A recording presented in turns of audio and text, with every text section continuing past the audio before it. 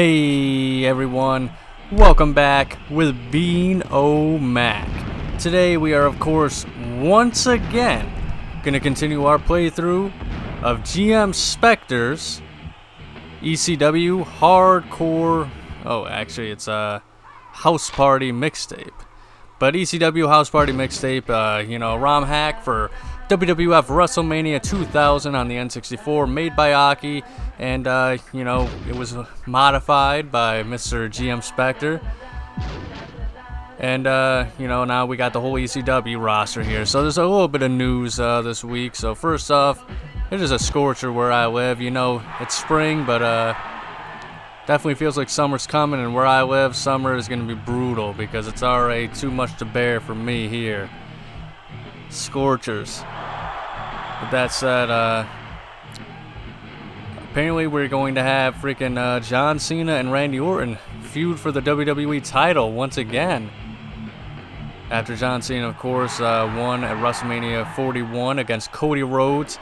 Travis Scott was involved for some reason. You know how celebrities in wrestling go and stuff like that. And I don't know, I guess it's just kind of like, it's interesting because I feel like Cody Rhodes was kind of the guy when he beat Roman Reigns. And, there has been quite a few people that have been not a big fan of Cody Rhodes as the guy and stuff like that.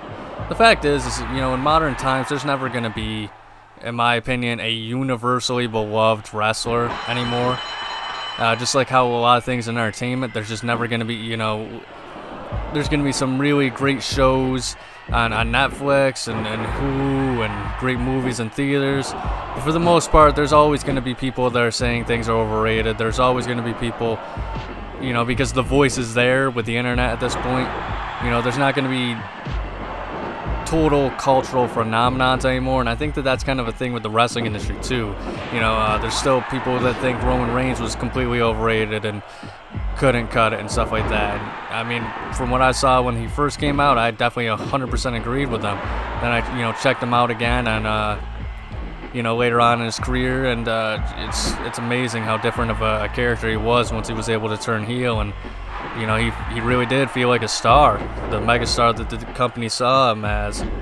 And then, Cody Rhodes took the mantle, and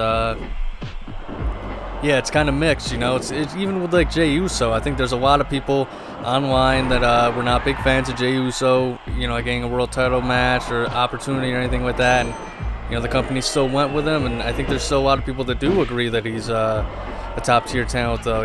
It's tough to say though. But the fact is it's really hard to gauge that kind of stuff, especially nowadays, because, like look at Reddit, for example, with the Switch 2 stuff. The internet was, angry, furious for the longest time as soon as they heard, what the Switch 2 cost, and especially with the price of games. And you know what? I'm kind of on board with that. I'm not going to lie. I don't like that games, are costing more and stuff like that. And then, we seen as soon as, it worked for Nintendo because they sold out of pre-orders all over the place. People voting with their wallets saying, hey, we don't care. We'll pay this extra price. We'll pay the more for video games in the future and stuff like that. And, Microsoft's seen that, and obviously now they have increased their prices, not just on their games, making it to $80, but just all over. The controllers, their consoles. Some people are saying that's due to tariffs, but let's be honest, even if this tariff thing were to go away, and I don't want to get too political, but even once this goes away, and let's say, the tariffs are not an issue ever again, or at some point or whatever, how this stuff works with these things is once someone is willing to pay that much for it, that's when companies know they got the general audience and they got the money, and it doesn't matter, That's kind of like with COVID, prices went up, they're never going to go back down, unfortunately, because there's no need to. People have shown that they are more than willing to pay those prices. And, what do you guys think about all that? What do you guys think about that in the comments below? I mean, are you upset? I'm sure, you guys are watching me playing a Nintendo 64 game, so I'm sure there's not a lot of you that even were considering the Switch 2, really, maybe, I don't know, but obviously, you know, that's kind of an issue in the you know, the video game world, is, you know, the increase of prices. Some people think tariffs have to do with it. Some people don't. I personally don't. I think it's I think we've seen that this was something before Nintendo, before tariffs happened. I think a lot of companies are going to kind of now use as something, as an excuse for that and whatnot. But I do think that we are going to see some price increases in the nearby future because of tariffs, for real. But we'll have to see. I mean, you know, I don't want to bum anybody out or anything like that with, you know, bringing up things. Obviously, people come here to escape and stuff like that, but that's just stuff that I'm kind of interested in hearing what people have to say about that kind of stuff, you know. I'm not interested in hearing about, you know, how one candidate is terrible and destroying the country, or one candidate is, you know, people vote for them, they're idiots, or whatever the hell, you know. Politics is the most divisive thing ever. But, I'm just kind of interested on the, you know, the piece by piece thing as it relates to, you know, what we're talking about here.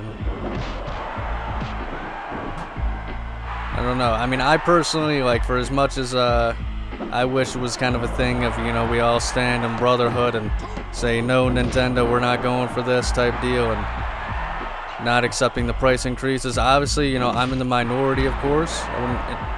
And so, you know, if that's how it is, that's just how it is. You know, I'm not going to sit here and complain about it, or say, well, geez, you know, I'm going to buy it anyway because I got to do it for my job. Obviously, I don't even get paid for YouTube, but I've seen that quite a bit.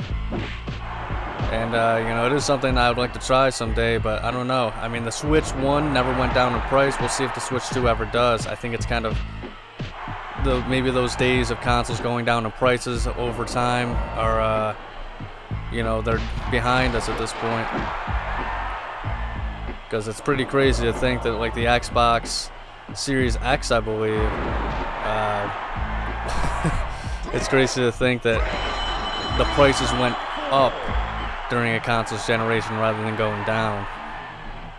But I mean, also with that, you know, I mean, the truth of it is that, you know, games are big business nowadays, and you know, you see a lot of failures with studios. I think it's the next big thing because it's business rather than, you know, trying to make something new or whatever. But you know, even when a game is successful and beloved and stuff like that, I mean, you still see a lot of because of how expensive they are to make, you still have to see, you know, a lot of loss in profits. You know, 7 million sales nowadays, that's not, you know, that's not a lot apparently. And, you know, games kind of have to have DLC and the microtransactions and stuff like that, and it's just, you know, to keep up with the technology of the time, unfortunately. But what are you gonna do? At least we always have, you know, Aki N64 games here, folks, and we got great, fantastic modders like, you know, GM Spectre. You know, some say he's disingenuous, some say he's a degenerate, but, you know, he makes some damn fine ROM hacks, in my opinion. And speaking of ROM hacks too, featuring ECW, now there's, you know, Mr. Retro Randy Price, the man behind No Mercy Plus. You know, his latest was the No Mercy Plus version 3 open beta, you know, available to the public. If you're a Patreon on a subscriber, if you're a Patreon, you can actually, you know, get open access or free. Jeez Louise, I cannot speak. If you are subscribed to his Patreon, you have access, early access, to his newest project, ECW Born to be Wired, which it was previously called Bound by Blood. And I think, I don't know the whole details about it, but apparently somebody else kind of already took that name for their own project. And so he just changed it, I guess, at the last minute to Born to be Wired. And, you know, if you go on the N64 Wrestling Reddit, you know, you can see some clips by some, you know, Patreon subscribers of what it looks like. You know, some clips, some matches, you know, stuff like that. Looks really great. You know, the arena looks fantastic. You know, the good character models, which seems like we have some, you know, new taunt animations. We got some really cool stuff. So I don't expect that to be released publicly for a very long time. It could be a year, it could be 2 years or something like that. we'll just have to see. But either way, I mean, it's going to be an interesting, it seems like a renaissance of like ECW ROM hacks we have in the community at this time. So obviously, I'm still going to stick with my GM Spectre stuff here, as you can tell. But, I think it'd be pretty cool, in a year or two to try that one out. Once again, if you want to get early access to it, it's obviously like a buggy-ish, it's a beta build, So if you want to get some early access, though, subscribe to Mr. Retro Randy Price and his Patreon. And I believe there should be a download link or something like that once you subscribe to it. And you can always just, check up on his other projects. He's making, Backlash, which is, essentially what his vision of it was fake. Backlash was never a real game, but like there were rumors back in the day that in 2001 there was supposed to be one last Aki N64 game. It was supposed to be Backlash, and it was gonna have referees in the ring, like physical referees as like character models, and it's gonna have Hell in a Cell and stuff like that. Retro Randy Price, he's going to make it built off of No Mercy Plus version 3, I believe. And he's going to have it to where, it's just pretty much his vision of what that title may have looked like. And, it looks like it's going to be fantastic. I don't know how he's going to do it, if he can even pull it off. He's a very ambitious guy, but apparently it's going to have like a season mode or like a story mode or something like that. Some people were saying that maybe there's a potential possibility of having, like even a separate female season mode and stuff like that too. Seems like a lot of it is based off of, like the music and stuff like that. It's like Just Bring It, soundtrack from when he was working on it years ago. He had to stop because like he ran into like a game-breaking bug or something like that, and that's when he started No Mercy Plus. So that way he could, build all of his future projects off of No Mercy Plus. And so Backlash is going to be one of those. Bound by Blood, I think, had the same issues back in the day, and that's why like it's it was never released fully, I don't think, or it was released in a buggy, broken state. So now he's now that he's done with No Mercy Plus and he's got the base that he seemingly wants, he is now re-releasing those titles at some point. And full and stuff like that. And I'm sure it might be something similar to No Mercy Plus, in which there's a few different versions. There's No Mercy Plus 2.1, which is obviously pretty different from version 3.1.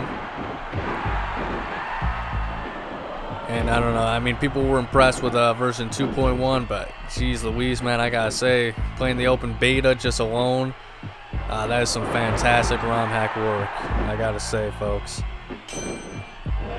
And then of course there's also Ragdos. Since we're bringing up all the big players in the ROM hack community, poor GM Spectre's video, this is supposed to be his time to shine. We'll get to him in a second again, but Ragdos is another big creator. I think he's pretty much done at this point, he said. His last was Pro Wrestling Salvo, but I think he's kind of an unsung hero, because what he doesn't do necessarily is overall roster hacks or anything like that, but he is someone who is he's kind of taken games and messed around with the code and changed things up. So I believe his first project that was a big deal for a ROM hack, it was WCW NWO Revenge. And what that was essentially, I think it was just a Korean translation of the game, and he added, he replaced all of the fictional wrestlers in that game with their Japanese counterparts and maybe a few extra characters and stuff like that. And he also changed, I believe it was the Nitro Arena into, sort of, it was kind of like an unused game. Jeez, I'm moaning into the mic here. An unused game in which, or an unused arena from Virtual Pro Wrestling 2, which was like a Halloween-themed arena or something like that. So he just kind of repurposed the textures and redid the Nitro Arena and stuff like that with the said textures. And, I think that was, it was something. I thought it was pretty cool. It was pretty laggy. I tried it out. That was pretty laggy, unfortunately. The frame rate kind of dips, but what are you going to do? And then, he eventually came out with Le Fin de Tour, which may be my favorite one personally, because I can't remember the exact timeline of events, but you know, within the tour, there's a ROM Hack World Tour. I think it's the only one that we got, actually, and you know, it changes some of the roster just a little bit, you know. So he added in a guy, I think it was like 101 wins or 301 wins, something like that. That was from, like, I think Virtual Pro Wrestling 64, and he has like an MMA kind of style, I believe. I forget who he's based off of. He added in Siberia, which was like essentially the WCW versus the World version of Dr. Death, Steve Williams and stuff. And then, of course, you know, the big news one was obviously he changed a lot of the roster into, you know, 1997 WWF roster kind of characters. So we got Stone Cold, we have The Undertaker, Bret Hart, Shawn Michaels, and he even added in, you know, Andre the Giant, you know, mostly from Virtual Pro Wrestling 64 and stuff like that. And you know, just a lot of cool additions. Hulk Hogan was kind of made, you know, he gave a few extra costumes to characters already in the game, like Hulk Hogan, for example. He gave him his fictionalized version of him from, I think, Virtual Pro Wrestling from the PS1. I forget what his name is, but it's something like, he just looks slightly different, you know. He's got like brownish hair, he's got like a different face model and stuff like that. And that's just one of his like outfits. I think his third one. Ultimo Dragon received his outfit from WCW versus the World, and Sting got some pretty major upgrades. He got a Wolfpack outfit. He got a blonde Sting surfer outfit as well. So, god damn it, I got my ass beat. But you know, there's a lot of cool stuff there. Uh-oh. Oh no, not again! Another loss. I just can't take these guys. But yeah, I mean, we had some just, you know, costume changes, some nice additions to the cast to replace other characters. For the most part, it's still just World Tour, but, you know, Shawn Michaels, he did a pretty great job on his moveset and character model and stuff. Stone Cold, he doesn't have the Stone Cold Stunner, because that got something as weird with World Tour, in which if you add a new move to like the game, like you have to put in the sound effects, and that would just be too much work. So he just kind of uses a diamond cutter as his finisher instead. But great model in my opinion, has some pretty decent outfits. Undertaker, you know, they kind of already had like a tombstone thing in there for him, so he's pretty well implemented. And there's only one outfit for each of them, but you know, Kevin Nash, Scott Hall, and you know, Six, they all got their new generation 96 outfits from the WWF. So there's a Razor Ramon costume, a Diesel outfit, and then there's a 1, 2, 3 Kid outfit that actually goes with the Razor Ramon outfit for tag team. So pretty cool stuff, and I think that's a lot of people's favorite ragdosses, you know, ROM hacks and stuff like that. And then of course, you know, I think his biggest one though, but this seems to be the most popular, was his last one, which I guess was supposed to be just like something he made personally for himself, is what he said. At least that's the story that I've heard that's gone around. It's where it's, you know, he took WCW NWO Revenge and modded it, and he added a lot of different things. So he added costumes for certain characters. He replaced the fictional wrestlers once again with, you know, their proper counterparts and stuff like that, as well as a few extra outfits. And the biggest one is that a lot of people kind of say like his mods are like WWF versus WCW, and he said that that's not what his intention really was, I don't think, especially not for within the tour. But the fact is that that's kind of what a lot of people take it as, because we don't really have that, you know. We don't have a ROM hack that's dedicated to solely, you know, like, hey, what if we had NWO Revenge versus WrestleMania 2000 or something like that, or, you know, a No Mercy mod where it was like the top WWF guys versus the top WCW guys. You know, we had the Invasion mod and stuff like that, but that's a mod, not a ROM hack, so it's not playable on real hardware. It's not easy to set up, and, you know, and playable on like pretty much every emulator there is. Good lord. That's why they call him Balls Mahoney. Even though he didn't even touch me at all, but whatever. But Pro Wrestling Salvo, you know, they got The Rock, and that model also has, like, I guess WCW Revenge, like that art style was supposed to carry over to WrestleMania 2000 at first. So there's like a face for The Undertaker and a face for The Rock that were made that resembles Revenge more than WrestleMania 2000, that had like a more cartoony look to its character models, especially the faces and stuff like that. God damn. Yeah, this is a last man standing match, by the way. And let's see, so jeez, 90% of my dialogue is but anyway, so it's most popular because obviously people love Revenge, and you know, you got The Rock in there, you got Stone Cold in there, you got Undertaker in both his American Badass and his 1998 look. You got Kane from 2001, Cactus Jack, Dude Love, and Mankind all share a slot. And you got Vader, of course. So there's just quite a few like additions and stuff like that, as well as characters were moved around a little bit. The Hardy Boys, you know, they can be used as costumes for certain wrestlers like Juventud Guerrera and Billy Kidman. The Road Warriors are introduced into that, as well as costumes for Wrath, who was also reactivated and finished and has a fully functioning moveset. He also added in Fake Sting, Ric Flair as official characters on the roster.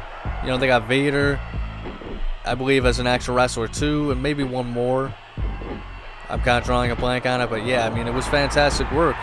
The only issue that seems to be there is, for whatever reason, unfortunately, Mick Foley just kind of doesn't really work that well and kind of crashes the game before matches starts on occasion. So that's just an unfortunate issue. So I'm probably gonna, when I do play through Pro Wrestling Salvo, virtual Pro Wrestling Salvo, I'm gonna have to just avoid using Mick Foley and hope that he doesn't come up in the story mode often either. But no new arenas or anything like that. But it is just a fantastic mod, especially since The Rock has his rock bottom, Stone Cold has his stunner, Undertaker and Kane, I believe, have their tombstone pile driver. So it's a lot more official and just, I guess more accurate to the wrestlers he included that were new in comparison to his previous work, Le Fin du Tour and stuff like that. But I don't know, I would love to see more Virtual Pro Wrestling 64 or World Tour ROM hacks or something like that. Especially just, if somebody, there was, I can't remember, I'm blanking on the name. I think it was NWO Wolf Mark or something like that, I'm sorry if you're watching this video by chance, but he's the creator of the Invasion mod, I believe, if I'm correct. And he also, I think he kind of changed his direction on it, but he started up like Virtual Pro Wrestling 64. He just called it like Shit We Wanted Included or something like that. And it seemed like it was going to kind of add in a lot of like missing WCW characters. And even if somebody were to do that for World Tour, that'd be pretty awesome. Replace the fictional wrestlers with a lot of guys that were missing, like the Harlem Heat, Booker T and Stevie Ray. They could have added Chris Jericho back in. They could have added Masahiro Chono, who was supposed to originally be a part of WCW versus NWO World Tour, I suppose. I think there's like some beta screenshots of him included in there, which is unfortunate it wasn't included, but what are you going to do? I think their kind of deal ended at that time. And, there could have been a few other people, like even just looking at the roster for WCW Nitro. They had like the Public Enemy that could be included. Steve, Mongo, McMichael, I believe, could have been included. You obviously, throw Goldberg in there. He was technically in there in 1997. I think, was it near the end of it or maybe halfway through? I'm not too familiar on my WCW history, to be honest, but, you could throw in quite a few of those guys. Maybe modify the rings to have like a Nitro ring or something like that. And Ragdos himself even showed off. You can check it out his channel. I think it's like TASM Daily or something like that on YouTube. And he has it to where, he showed off that he put in an RVD in World Tour, and he also showed off that textures for like, you know, WCW NWO Revenge could be put into like World Tour, and they would work perfectly fine. So you could essentially completely retexture World Tour to look like a, I don't want to say modern hockey game, because obviously that's not, you know, real or modern, but you know, you can make it look similar to Revenge or like WrestleMania 2000 and still have the game running fine and smooth. So that's pretty, I think that sounds pretty cool. You know, if I knew even the first thing about how to, you know, hack or mod video games or something like that, trust me, I'd be all over it. But heck, I have trouble just, you know, doing it the basic, most basic of patches. I'd ask for help how to get, you know, Mercy Plus version 3 started, just because all I had to do was do like a 2-second patch. But I don't know, I am who I am, and can't help who you are, I guess. We got a new champion. Yes, we do. Chris Candido. But, yep, now, of course, we got to go on to Mr., you know, GM Spectre. He's a big deal. You know, the big cheese of this video, of course. You know, he came out with ECW House Party Mixtape you're watching right now. WCW Saturday Night, which is, like, based off of early 90s WCW. I've mentioned before in the past, check that out. All the links to that would be in the description below, to all of the ROM hacks by Ragdos, by Retro Randy, by KWG, who had Neon Green, WWF WrestleMania 2000 edition. There's even WrestleMania 2000 Plus, which is what this version is based off of. That's why it's the SK Styles edition. He's got a few ROM hacks on the download page as well, like the English version of Virtual Pro Wrestling 2. I think there's even a new guy out there that has like his version of that now. I don't know the exact details. Maybe I'll check that out. It seems like it's pretty much the same game, but it's completely in English.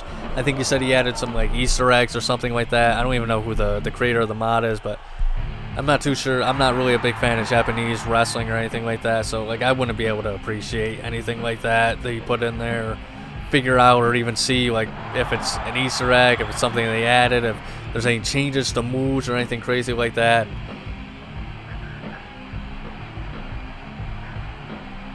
Of course, there's also Freem Edition. You know, check those stuff out in the links below if you want to check any of these ROM hacks out. I'm actually going to do a video showcasing the majority of them next Sunday. Just, you know, give credit to those guys. And if you're curious about what Neon Green Edition by KWG is, obviously that's, obviously. It was made by KWG, and what he did was he kind of like made the game look a little more realistic, updated some attires, and I think that's about it. Yeah, he just kind of changed like the attires. He made it to where like the heights are vastly different. So like if you're like the Big Show, you tower over guys like The Rock and Triple H and stuff like that. He also updated them. This is something I don't totally agree with, but like it's his ROM hack, you can do what he wants. But I think he made the wrestlers that are legitimate heights rather than you know, they're exaggerated, you know, TV heights and stuff like that. Like Test, for example, I think he was billed at like what, 6'6", 6'7", or something like that, maybe 6'8". But for some reason Aki made him like 7 feet tall, and I don't know, it's just weird because Test is a tall dude, but like he was not the tallest kind of guy either. Like he didn't really come across as a super heavyweight to me. Like even when he tried to step over the top rope early in his career, you can see him like he kind of struggles because he's just not, he's like just short enough to where like the rope kind of props him back up, instead of him just being able to hold it down and, you know, put all his weight on the rope to get back in the ring and stuff like that. Also, he was obviously a big dude, but like when you look at him compared to like Undertaker and Kane and Albert and stuff like that, he was kind of just, he looked a lot smaller compared to those giants. So nothing against Test, but I always thought it was weird how Aki exaggerated his height so much and gave him like the standing tall, kind of normal fighting style stance and stuff like that too. Which I feel like he should have just had like the normal one that everybody else has, but that's just my personal feelings. But it's also, you know, AI settings you can edit in neon green edition, stuff like that. So just some, like, it's kind of freaky, I'm not gonna lie, for me to see, because it's like a fever dream or something like that. It looks pretty great, all things considered, but I don't know, it's kind of like what I imagined WrestleMania 2000 to look in my nightmares when I was a kid. It's just so, it's such like a culture shock thing, because it's like changed just enough to where it's different. It's like an uncanny valley type feeling, but it is pretty cool overall and stuff like that. You know, even if you don't want that, SK Styles, he did the WrestleMania Plus, where, you know, you can also do, it's like the regular game, but some glitches were fixed. You know, he made it to where people actually come to and from the ring, you know, or not to and from the ring, like people actually enter the ring during entrances with the titles on their shoulders and stuff like that in free play. He also had AI settings that you can look at and edit for secret characters, and I forget if, I think both versions, Neon Green Edition and SK Styles Edition, does have the you know, the super specials and stuff like that. Will you stop running around like a madman? God dang it. No, no, no, please. I don't think this is it.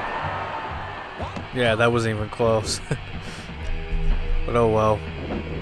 Chip damage. I don't even know what just happened there. And then GM Spectre, WCW Saturday Night, WrestleMania 10, Project Outsider. I think just because maybe it's No Mercy, but also because of how absolutely nuts of a ROM hack it is. Project Outsider seems to be like his biggest legacy. And it also seems like it's baby, so, you know, I think he's still looking to upgrade it. And, you know, there's going to be at some point soon, I'm sure there's going to be WrestleMania 10 SK Styles Edition. I've seen a preview for that. Looks like we're going to have a few more characters too. You know, Alundra Blaze and stuff like that, and that's going to be pretty cool. And honestly, it's going to have all the benefits of, you know, ECW House Party and WrestleMania 2000 Plus, with, you know, the super specials, AI settings. It's going to be, oh no. God dang it. All that work. Man, I'm actually kind of crapping the bed on this playthrough, especially today, I'm not going to lie to you. But oh well, we got a guaranteed title shot. I probably should have said that right at the top of the video. Since we won the Hardcore Heaven tournament, we are actually getting a title shot at the pay-per-view. Let's see what it is. It's pretty beautiful looking. I like that stage.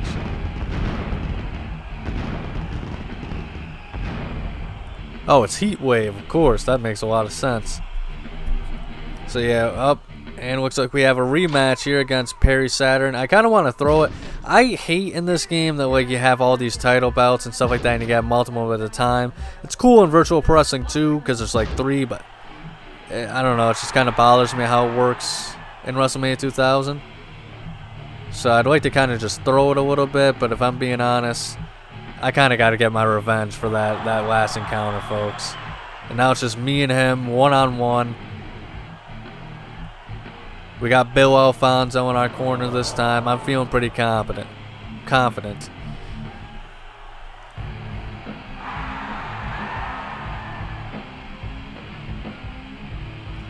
Then again, he also brought his backup.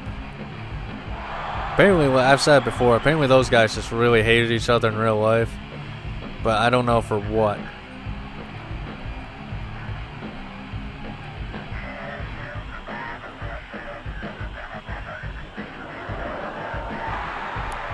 Alright, it is time for some payback.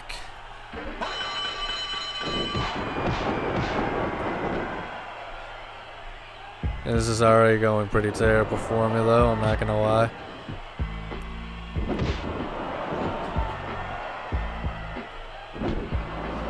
I've also been curious about something, so a lot of people, I shouldn't say a lot, I've seen a few people say that I even did a Reddit post on the N64 Wrestling Reddit. You know, check that out if you want. You know, it's a lot of good times there. You know, you get to see some cool clips and stuff, and of you know, upcoming ROM hacks or projects or just cool moves, and you know, the games that people do, and maybe some cause as well. You know, match highlights and all sorts of stuff on the Reddit. I usually try and post like discussion topics and stuff like that. You know, sometimes people bite, sometimes they don't want to talk about it, but a big conversation I had recently was a lot of people say that the WrestleMania 2000 roster is pretty lacking and was a pretty bad roster. I disagree, and it seemed like most people on there did disagree. I think people didn't necessarily understood the question or something. I got a lot of people saying, well, that's just the roster at the time, you know, how can it be bad? I get what they're saying, but like, I personally don't think that WrestleMania 2000 has a bad roster. It's probably because I grew up with it and I like the Attitude Era, so even small guys like Meat and Midian and Viscera, Too Much, you know, even those guys, I kind of just enjoy having them around, I guess, on the roster. You know, but I can understand. I don't think that it's like you can just excuse a roster for being poor by saying, well, that's what it was at the time. You know, like it's kind of like with SmackDown vs. Raw 2005. I think that's kind of the game that most people said was the biggest downgrade because, you know, honestly, it came off of Here Comes the Pain, and we lost Brock Lesnar, you lost Rikishi, you lost Stone Cold, you lost Lita. And there was just a lot less, you know, enjoyable talent at the time. It was just something that the WWF had to deal with at the time. You know, there was no solution to it really. And you know, I mean, geez, you also lost Goldberg, Scott Steiner. There's so many people that you lost when that transition from the SmackDown to SmackDown vs. Raw game. And the mid card was not very popular. I mean, they had freaking Chuck Palumbo, they had freaking Garrison Cade was featured. Rene Dupree and stuff like that, so I think that argument doesn't really hold water and excuse the fact that it can be a poor roster, which I think a lot of people were saying, hey, people are stupid for saying that. But yeah, I mean, there was a lot of people that said the roster was a downgrade from Revenge. People were saying the roster was all too similar with the movesets. People were saying that you know, pretty much no, they loved it. You know, some people were saying it was too top heavy, that like, you know, they had like Stone Cold and The Rock and Triple H, but you know, guys like, you know, Midian and Meat and the Headbangers kind of really bring it down by the time you get past those guys. And for me, the thing that I think really also kind of makes it seem a little crazy to me is when you just look at like a lot of the mid-card there. I mean, you have The Godfather and Val Venus, who were extremely popular mid-carders, D'Lo Brown. You had future world heavyweight champions, Mark Henry, the Hardy Boys, Edge and Christian, you know, Gangrel to make the Brood. So, I don't know, it's crazy to me. Like, yeah, DX, you had freaking Big Show, Rock, Stone Cold, Triple H. You had Ken Shamrock, Chris Jericho was able to make it in. So that, I don't know, it's crazy to me that people just look and say, hey, yeah, it's a bad roster. Because I don't know, I want people to look at it as like, hey, do you think this roster is bad? Not necessarily like, hey, well, this is all they could do for the time, so it can't be bad. But I don't know, to each their own. I mean, what do you guys, I'm bringing this up because I'm kind of interested in hearing what you guys have to say about it. And of course, there's always that one goofball on Reddit that's got to just be like, you know, challenging people for the sake of it. Like, some guy said, hey, nobody has ever said this, only you were saying this. And A, I said, A, I'm not the one who's saying this, I'm asking about it. And B, I said that, you know, there's just proof in the actual subreddit, you can look. Hey, people are saying it is a bad roster, they prefer Revenge. You know, it was too top heavy, so I don't know. There's just some goofballs I just don't understand when it comes to Reddit. But that's just life in general. But for the most part, you don't usually get those kind of trolls and stuff like that on the N64 Reddit. It's a pretty great community, though. It's a guy I think Smell or Smelly or something like that. He's got a vendetta and a grudge against Retro Randy Price, not a big fan of him, and thinks he's a scammer, and he also thinks Ultra Pro Wrestling is a scam. Holy shit, he got me. Come on. What? I missed? God damn it, that would have been so cool. But anyway, so yeah, he seems like he doesn't really like a lot of what the community has to say, and he doesn't post often or even comment often. But like, it seems like whenever he does, it's almost always negative. But it's kind of like a funny, like, community kind of like drunk kind of stuff, you know. Like, he has a right. I mean, I honestly agree with him on like a few things. But like at the end of the day, like, if you know, because like there are times where Retro Randy Price has promised, like, hey, you know, I don't know if he's promised, but he said, hey, I plan on getting this out by this time. And, you know, technically No Mercy version 3, that's still only an open beta. And he's already moving on to other projects. So there's stuff that I can agree with the guy on. But I think he kind of does it in a very, you guys are all idiots kind of way and stuff like that. And, you know, at the end of the day, his Patreon supporters, if they're satisfied with what he's doing regardless of his time, you know, whether he's keeping to his time, I can't think of the proper word, timestamps for some reason, that's not it, but even if he's not, you know, keeping to his promises on his timing and stuff like that, people are satisfied with what he's doing that they don't care, you know, they're not feeling scammed, they are enjoying No Mercy Plus so much, they don't care, they're so, oh shit, I pressed the wrong button, no! Okay, I might actually lose this match now.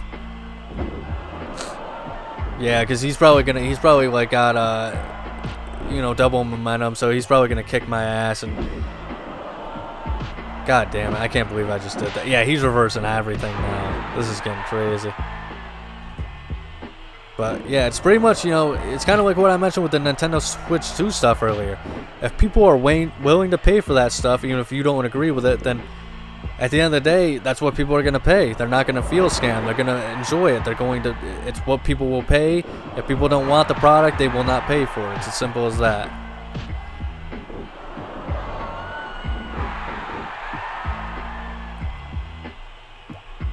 But I don't know. The Ultra Pro Wrestling thing, a lot of people think that's also a scam, not just him, due to the fact that there has not been a gameplay demo.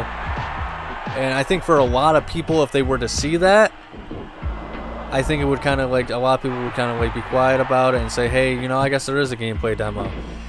It's tough because, like, on one hand, you know, the developer has been open and giving us some like updates every now and then about like create a wrestler mode and, you know, animations. He did a pretty brief documentary style thing about the troubles that he's had with the game, developing it and porting all the moves over, because it's not as simple as he thought, and it takes like a day to do like just one small animation, and there's all the animations of climbing the cage, you know, the animation here of me getting out of the cage, you know, I think he called them universal animations. So it's tough, you know, to especially since it's such a small team. It's definitely something that he definitely made it seem like it was going to be super easy, and oh, I'll get it out in 2 years, and he has not really shown anything.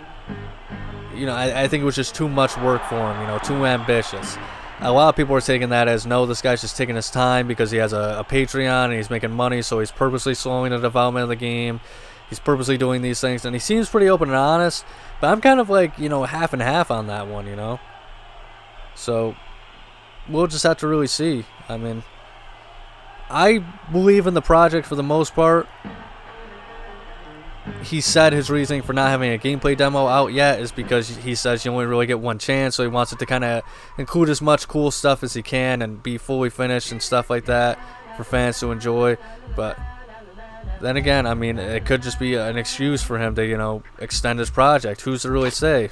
Why don't you guys tell me down below, though, what you think of Ultra Pro Wrestling, the upcoming Aki spiritual successor project. But that's going to be all for today, though, folks. Thanks for watching. Like and subscribe if you enjoyed, and ring the notifications bell to be updated on Beano Max content. Hope to see you next Saturday for my September playthrough. Check out tomorrow's video where I compare House Party Mixtape and the officially released acclaimed Hardcore Revolution games. But above all else, please remember to have a nice day.